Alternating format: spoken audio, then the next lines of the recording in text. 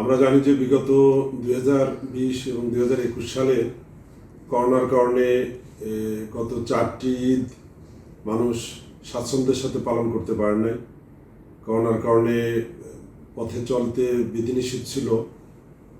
এ কারণে মানুষ যে বাংলাদেশের মানুষ গ্রামেগঞ্জে গিয়ে যে ঈদ করে সেই প্রবণতা অনেকটা বন্ধ ছিল।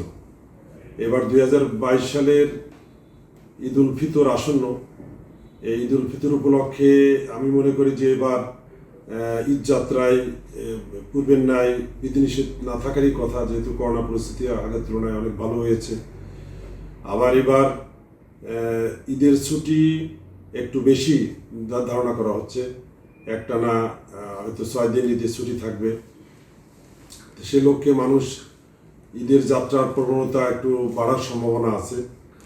মানুষ রেল পথে, সড়ক পথে, নৌপথে নিজ নিজ বাড়িতে যাতায়াত করবে। তো এই যাতায়াতের ক্ষেত্রে আমাদের সড়ক পরিবহন, নৌপথ, রেলপথ ব্যবহার করবে। সেক্ষেত্রে এই যাতায়াত নিরাপদ হোক, এটা আমরা চাই। আমাদের বাংলাদেশ পুলিশের পক্ষ থেকে এই যাতায়াত নিরাপদ করার জন্য পুলিশের প্রত্যেকটা ইউনিটই ব্যাপক প্রস্তুতি নিয়ে থাকেন। সেই ঈদের সময়গুলোতে রাত দিন 24 ঘন্টা ডিউটি করে থাকেন। রাস্তায় কোনো গাড়ি বিকল হলে সেটা সরানোর জন্য রেখার ব্যবস্থা থাকে। অনেক সময় সড়কের খারাপ অবস্থার কারণে বা বৃষ্টিজনিত কারণে সড়কের প্রতিবন্ধকতা থাকতে পারে, সে ব্যাপারেও অন্যান্য ডিপার্টমেন্ট কাজ করবে। প্রতি বছর ঈদের আগে বিভিন্ন ডিপার্টমেন্টের সমন্বয় সভা হয়ে থাকে, যার যার করণীয় কি বা বিভিন্ন ডিপার্টমেন্টের ভিতরে এই গ্যাপটা ওভারকাম করার জন্য কাজ করা হয়ে থাকে। এবছরও হচ্ছে। তো আমরা আশা করি যে এই ঈদের ছুটিতে এবার যাত্রী সংখ্যা বৃদ্ধি পাওয়ার সম্ভাবনা থাকলেও ঈদের ছুটিতে মানুষের ঈদ যাত্রা বা ঈদ শেষে ফিরে আসার জার্নি যেন ভালো হয়, নিরাপদ হয়, সেটা আমরা আশা করি। এ ব্যাপারে আমাদের ব্যাপক প্রস্তুতি আছে, বিভিন্ন ডিপার্টমেন্টের ব্যাপক প্রস্তুতি আছে।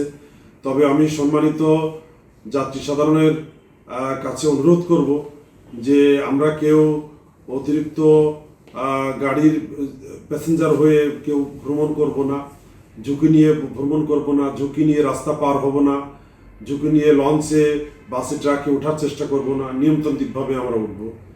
এবং পরিবহন মালিক শ্রমিক যারা আছে তাদের কাছে অনুরোধ করব যে নিরাপদে গাড়ি চালাতে হবে।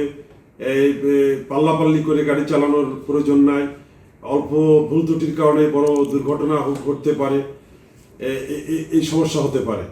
আমাদের প্রতি বছর আমরা জানি যে ঢাকার সদরঘাট থেকে, তারপরে চাঁদপুর থেকে লক্ষ লক্ষ যাত্রী বাংলাদেশের বিভিন্ন প্রান্তরে নৌপথেও যাতায়াত করে থাকে। সেখানেও কিছু বিধিনিষেধ থাকে, সেগুলো তারা মেনে চলবে। রেল স্টেশনগুলো তো প্রচুর ভিড় থাকে। রেল স্টেশনে যাতে ট্রেনের ভিতরেই গমন করা যায় বা গমন করা উচিত হবে, কারণ অনেক সময় অতিরিক্ত যাত্রীর কারণে ট্রেনের ছাদে ভ্রমণ করার প্রবণতা দেখা যায়। এইটা মারাত্মক ঝুঁকিপূর্ণ, বড় ধরনের দুর্ঘটনা ঘটতে পারে। তো আমরা আশা করি যে প্রত্যেকটা ডিপার্টমেন্ট তার নিজ নিজ দায়িত্ব পালন করলে, প্রত্যেকটা পথচারী, চালক, যাত্রী, গাড়ির মালিক তাদের পরিবহনের নিয়মকানুন মেনে চললে, আমরা যাত্রী হিসাবে বা পথচারী হিসাবে আমাদের নিয়মকানুন মেনে চললে আশা করি ঈদ যাত্রা সফল হবে এবং নিরাপদ হবে এবং সবাই প্রাণবন্তভাবে এই ঈদে নিজ নিজ গন্তব্যস্থলে পৌঁছবে। ঈদ শেষে আবার সময় মতো তারা ফিরে আসতে পারবে। তো সেই আশাবাদ ব্যক্ত করি।